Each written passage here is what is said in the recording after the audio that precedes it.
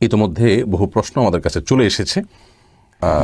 হুমায়রা তাসনিম, আপনি জানতে চেয়েছেন স্নো বা লোশন ব্যবহার করে বাইরে গেলে পাপ হবে কি না, কারণ ওইগুলোতে সুগন্ধ থাকে।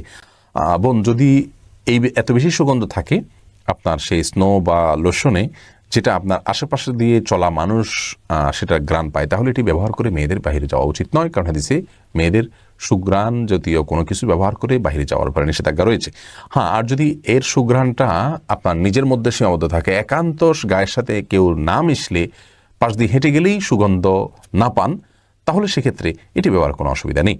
কারণ এখানে হাদিসের মূল উদ্দেশ্যই হলো যাতে করে আপনার সুগন্ধির গন্ধ আশপাশটাকে মোহিত করে অন্যদেরকে আপনার প্রতি আকৃষ্ট না করে। ইসমা বিনতে নজরুল জানতে চেয়েছেন, কোরআন দেখে পড়লে যে সওয়াব, না দেখে পড়লে অথবা শুধু তেলাওয়াত শুনলেও কি একই সওয়াব পাওয়া যায়?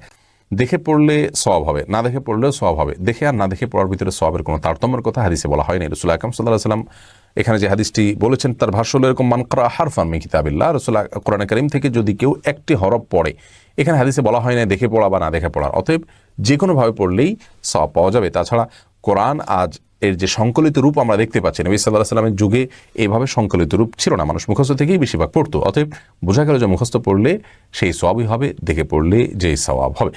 আর কোরআন তেলাওয়াতের সওয়াব অবশ্যই তেলাওয়াত করলেও সওয়াব হবে, তবে শুনলেও সওয়াব হবে, কিন্তু তেলাওয়াত করতে যেহেতু একটু কষ্ট বেশি হয়, অতএব এখানে সওয়াব